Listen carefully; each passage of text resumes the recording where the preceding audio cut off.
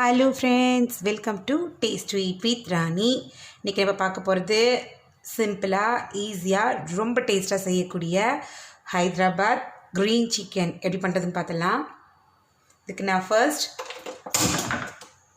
First கடாய் எடுத்திருக்கேன். அதில் கொஞ்சம் ஆயில் சேர்த்துக்கலாம். எண்ணெய் நல்லா சூடாயிடுச்சு. இப்போ நான் பெரிய சைஸ் வெங்காயம் ஒரு வெங்காயத்தை எடுத்து இந்த மாதிரி கட் பண்ணி வச்சுருக்கேன். இப்போ இது உள்ளே சேர்த்துடலாம். இது ஆனியன் டாப்பிங்க நல்லா ப்ரௌன் கலராக வந்ததுக்கப்புறம் இதை எடுத்துடலாம். அது வரைக்கும் நல்லா ஃப்ரை ஆகட்டும். பாருங்கள், வெங்காயம் இந்த அளவு நல்லா பொரிஞ்சிடணும். இப்போது ஆனியன் டாப்பிங் ரெடி ஆகிடுச்சு. இதை தனியாக எண்ணெய் இல்லாமல் எடுத்து வச்சிடலாம். பாருங்கள், அடுத்ததாக ஒரு மிக்ஸி ஜார் எடுத்திருக்கேன். இதில் ஆனியன் டாப்பிங் உள்ளே சேர்த்துருக்கேன். இப்போது இதில் 2 பெரிய சைஸ் பச்சை மிளகாய், பெருசாக இருக்கிறதுனால 2 எடுத்திருக்கேன். நீங்கள் காரத்துக்கு ஏற்ற மாதிரி கூட்டவோ குறைக்கவோ செஞ்சுக்கலாம். நான் 2 எடுத்திருக்கேன். உடச்சி போட்டுடலாம். அடுத்ததாக 3 இன்ச் அளவு இஞ்சி எடுத்து தோல் சீவி இந்த மாதிரி கட் பண்ணி எடுத்திருக்கேன். அப்புறமா பூண்டு 5 பல் எடுத்திருக்கேன். நான் பெருசாக இருக்கிறதுனால 5 எடுத்திருக்கேன். சின்னதாக இருந்ததுன்னா நீங்கள் 7 எடுத்துக்கோங்க. இப்போ இதையும் உள்ளே சேர்த்துடலாம். அடுத்ததாக 1/2 ஸ்பூன் கரம் மசாலா தூள் இதையும் உள்ளே சேர்த்துடலாம். அடுத்ததாக பாதாம், பிஸ்தா, முந்திரி 3மே எடுத்திருக்கேன். பிஸ்தா ஒரு 25 அளவு எடுத்திருக்கேன். 25 பீசஸ் எடுத்திருக்கேன்.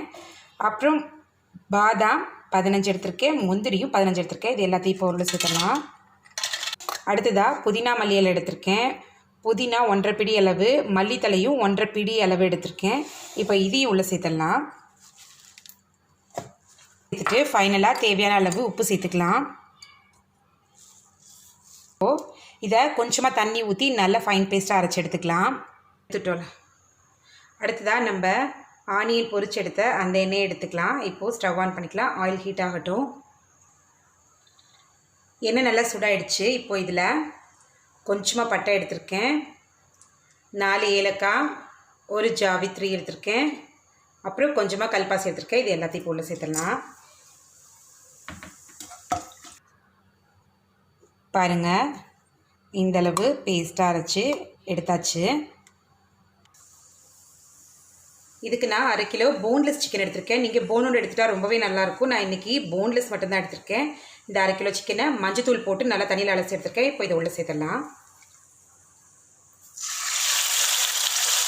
போன்லெஸ் சிக்கனை இப்படி எண்ணெயில் சேர்த்ததுக்கப்புறமா நம்ம அரைச்சி வச்சுருந்த பேஸ்ட், புதினா, மல்லித்தலை, ஆனியன் டாப்பிங்கெல்லாம் அரைச்சோல்ல, அந்த பேஸ்ட்டை உடனே உள்ளே சேர்த்துடலாம். எல்லாத்தையும் உள்ளே சேர்த்து இந்த மாதிரி மிக்ஸ் பண்ணதுக்கப்புறமா நான் கொஞ்சமாக தண்ணி மிக்ஸ் பண்ணிக்கிறேன். ஏன்னா எனக்கு போன்லெஸ்ஸுங்கிறதுனால தான் நான் கொஞ்சமாக மிக்ஸ் பண்ணிக்கிறேன். நீங்கள் போனோடு எடுத்திருந்தீங்கன்னா நீங்கள் கொஞ்சம் கூடுதலாகவே தண்ணி ஆட் பண்ணிக்கலாம். ஆட் பண்ணி தேவையான அளவு உப்பு சேர்த்துடலாம். நல்லா மிக்ஸ் பண்ணி விட்டுருங்க. இதை நல்லா மூடி போட்டு வேக வச்சிடலாம். பாருங்கள், 10 நிமிஷம் நல்லா கொதிச்சிட்ருக்கு. இதை லைட்டாக மிக்ஸ் பண்ணி விட்டுடலாம். ஏன்னா முந்திரி, பாதாம்லாம் சேர்த்துருக்கிறதுனால அடிப்பிடிக்க சான்ஸ் இருக்குது. அதனால் லைட்டாக அப்படி மிக்ஸ் பண்ணி விட்டுக்கோங்க. இடையில